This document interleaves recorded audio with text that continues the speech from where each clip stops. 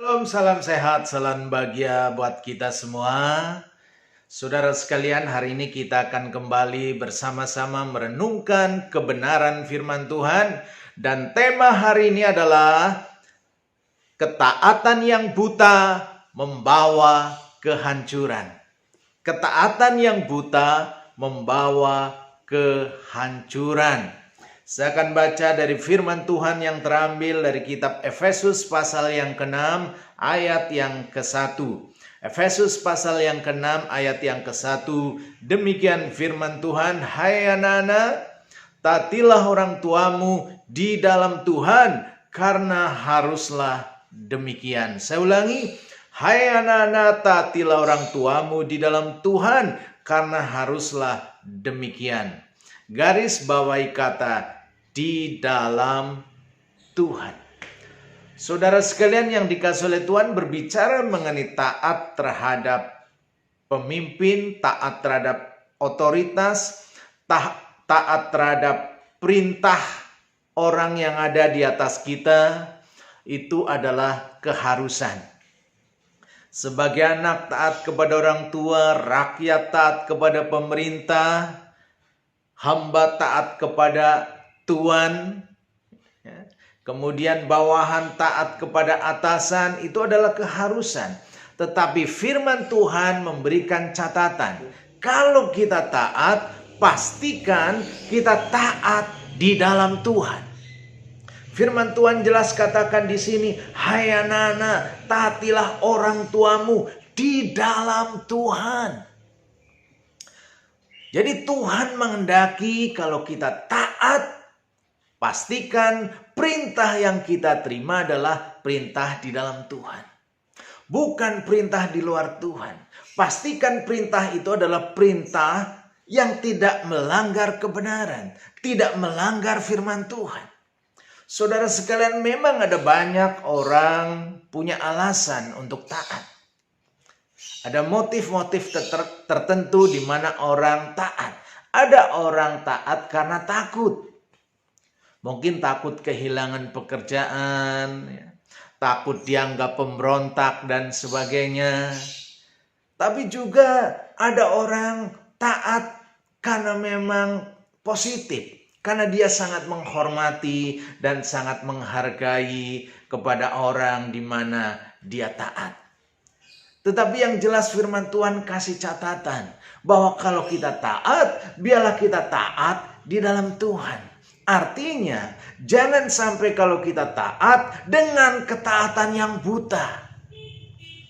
Jangan sampai kalau kita taat membabi buta. Saudara, kalau kita taat dengan ketaatan yang buta, itu akan membawa yang namanya kehancuran. Saudara sekalian, di dalam perjanjian lama, Raja Daud suatu kali dipenuhi dengan kesombongan, dipenuhi dengan ambisi, dan iblis menumpangi. Apa yang dirindukan oleh Daud pada saat itu?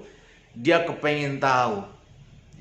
Kepengen tahu berapa jumlah rakyat yang dipercayakan kepadanya, sehingga dia mengadakan yang namanya sensus, pendaftaran. Tetapi itu bukan kehendak Tuhan.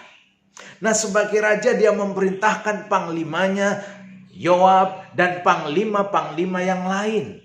Dia perintahkan itu untuk apa? Untuk mengadakan pendaftaran. Tapi ingat, itu bukan kehendak Tuhan.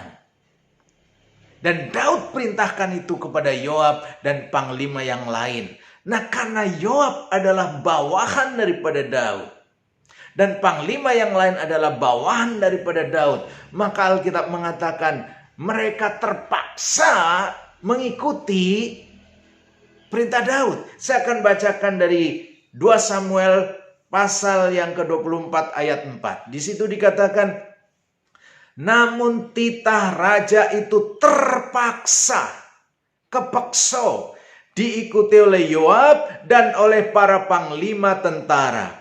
Maka pergilah Yoab dan panglima-panglima tentara itu atas perintah raja untuk mengadakan pendaftaran di antara bangsa Israel. Nampaknya baik, tapi itu bukan kehendak Tuhan.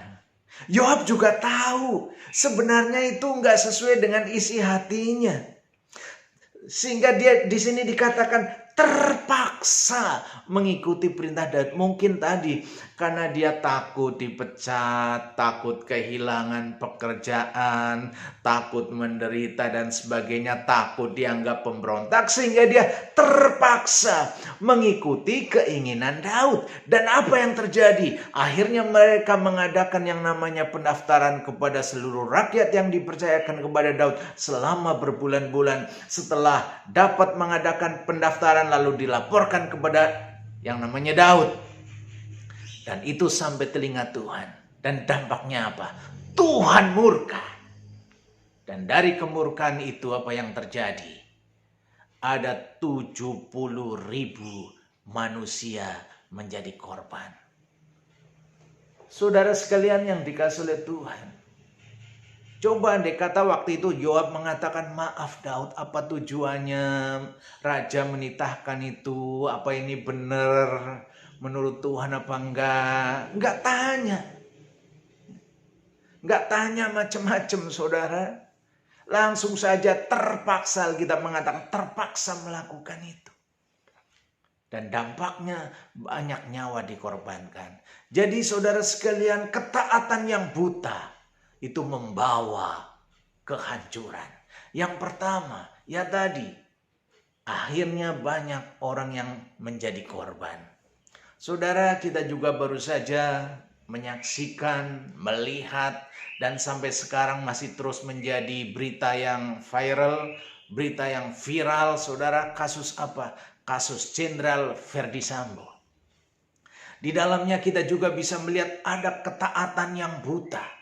Karena Pak Jenderal ini saudara sebagai seorang kepala divisi profesi dan keamanan kepolisian Republik Indonesia, punya pangkat, punya kedudukan, dan dia memerintahkan sesuatu yang di luar Tuhan, dan yang diperintahkan taat. Tentunya dengan ketaatan yang buta.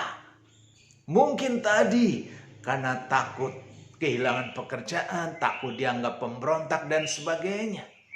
Dan apa dampaknya? Yang pertama, ada nyawa yang akhirnya harus melayang. Brigadir Joshua harus meninggal secara mengenaskan. Karena ada orang taat terhadap perintah di luar Tuhan. Dan bukan hanya itu. Ternyata di situ kita juga melihat dampaknya begitu luas. Ada banyak aparat-aparat yang sudah punya kedudukan, akhirnya kehilangan kedudukan. Dipecat dari kepolisian. Bukan hanya Bapak Verdi Sambo yang dipecat dengan tidak hormat, tetapi orang-orang di bawahnya juga banyak yang dipecat. Dampak dari ketaatan yang buta. Nyawa jadi korban, pekerjaan jadi hilang. Dan ini dampaknya apa? Saudara, ketika orang sudah tidak punya pekerjaan, tidak punya gaji tetap, saudara harus memulai dari nol. Bukan hanya satu orang, satu keluarga, tapi banyak keluarga. Akhirnya membuat apa? Ekonominya mulai berantakan. Mereka punya anak, saudara. Jadi ketidaktaatan yang buta membawa kehancuran. Bukan saja membuat nyawa melayang, ekonominya hancur, pekerjaan hancur, dan banyak orang yang akhirnya menjadi korban. Jadi betul apa yang dikatakan oleh firman Tuhan, saudara, bila kalau kita taat.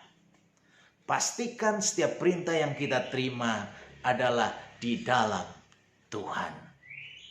Kalau perintah itu di luar Tuhan, kita harus bisa mengatakan dengan bijak, maaf. Perintah Bapa, perintah Tuhan tidak benar. Jadi saya pun tidak mentaati. Saudara, di Alkitab juga ada. Di mana orang itu enggak mentaati perintah raja. Pada saat itu yang namanya Raja Saul, saudara sekalian, merintahkan kepada anak buahnya. Untuk apa? Membunuh para imam. Imam yang mengikuti Daud. Saul memerintahkan demikian di dalam 1 Samuel 22 ayat 17. Lalu raja memerintahkan kepada bentara yang berdiri di dekatnya, "Majulah dan bunuhlah para imam Tuhan itu, sebab mereka membantu Daud. Sebab walaupun mereka tahu bahwa ia melarikan diri, mereka tidak memberitahukan hal itu kepadaku." Dan ini, saya bacakan ayat berikutnya. Tetapi para pegawai raja tidak mau mengangkat tangannya untuk memarang imam-imam Tuhan itu.